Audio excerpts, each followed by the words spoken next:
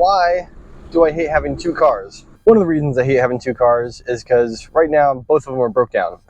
Doesn't make any sense because I'm driving this one and I was just driving the other one yesterday, but they both are having some issues. The big issue I have right now with the Golf R32 is the serpentine belt tensioner.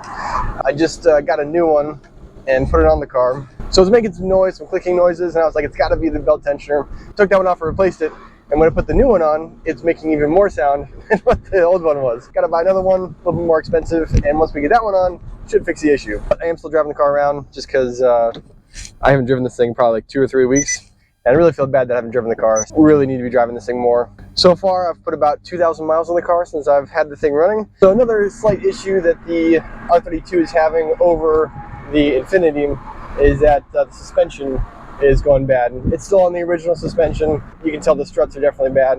When you hit bumps, it's kind of like hitting the bump 2 or 3 times because the car just like brrr, brrr. It's just not quite what you want it to be, which isn't the worst thing in the world. I've had worse suspension in cars, but it's just one of those things like, oh, since the Infinity doesn't have bad suspension,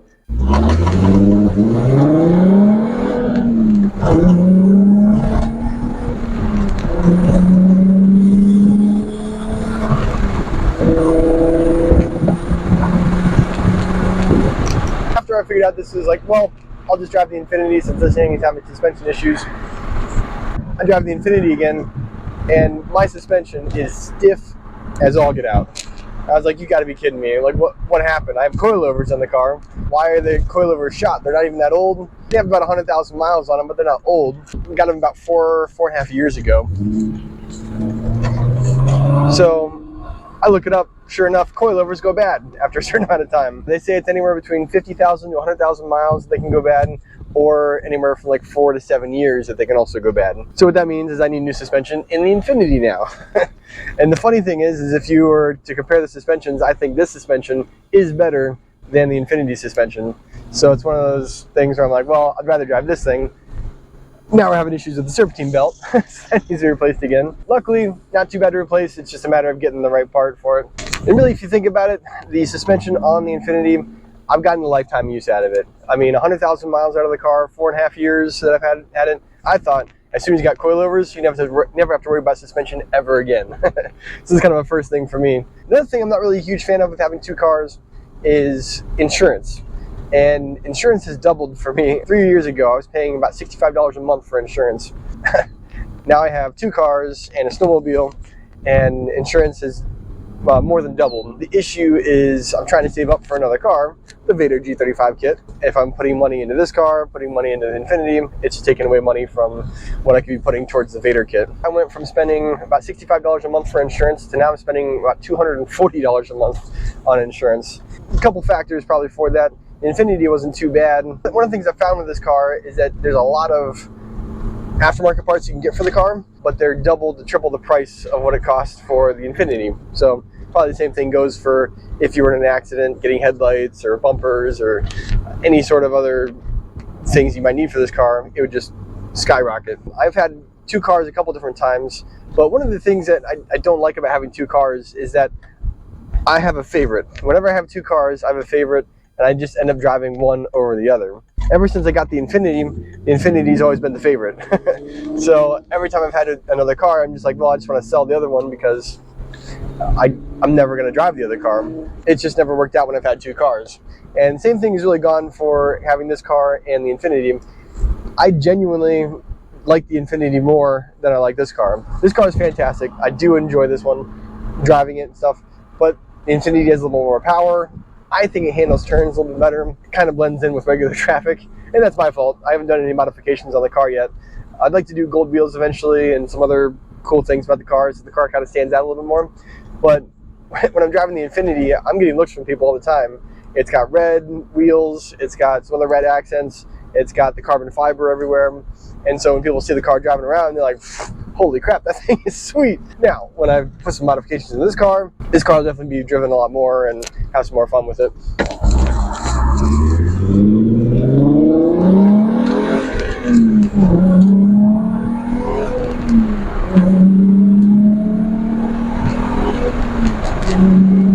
Issue that you can have have with having two different cars is tires. Cool thing about tires for these cars though, I have 3 sets of tires currently for this car. Infiniti, I just bought a set of tires for that. I think it was the end of last year.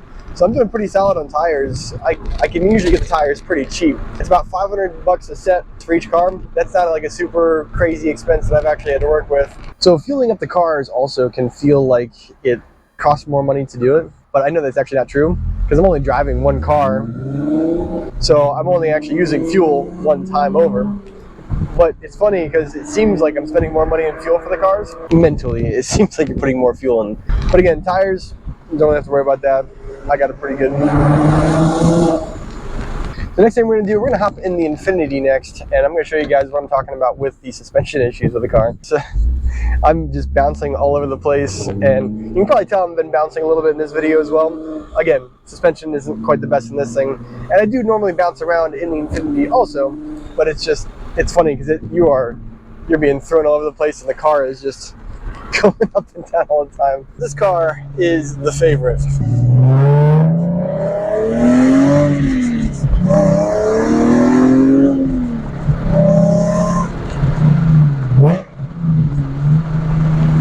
I've done so much work on this car, and it is just such a blast to drive.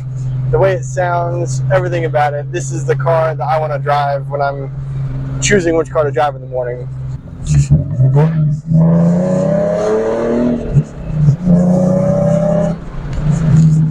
The issue is that this one is very modified, and that's why I like it so much, is because the exhaust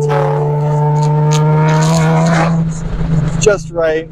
Let the car breathe so much better. Suspension, when it's not bad, because right now it is bad, once the suspension is actually good to go, this car is just a dream to drive. Now, if you were to take the R32 and put a whole bunch of modifications into it, like I've done with this car, I think that car would handle amazing as well. Just one of the best handling vehicles I've ever had. If you were to take the lightweight flywheel that's in this, put it in the R32, if you were to take the suspension, stiffen it up, put it in the R32, really with all the extra camshafts as well. Once you really do all those things, I think that car would just handle so much better. The issue that I have with modifying the R32 is that one of my buddies absolutely loves the fact that the R32 is so easy to drive. This thing, it takes a lot of practice with the stage 3 clutch in it. Not just the lightweight flywheel, it's got a stage 3 clutch, and so it grabs just like that. And if you're not used to driving like that, it is quite difficult to get the hang of. Whereas with the R32, you can hop in that car, drive it no problem, it's not an issue. The R32 definitely needs an exhaust. It already has the cold air intake, which is very exciting.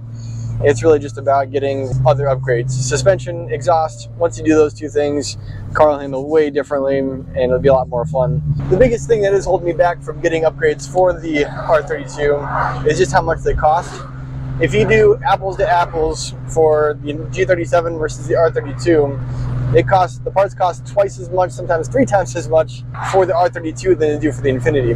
The Infiniti has a lot more cars that are out there. It's also a lot of the same parts for the 370Z, 350Z. There's a lot of options for that. Whereas with the R32, it's such a rare car, they didn't really make a lot of mods for the car. And so suspension for this all day, $400. Suspension for the R32 is $1,000 to $2,000 for an okay set of whatever you need.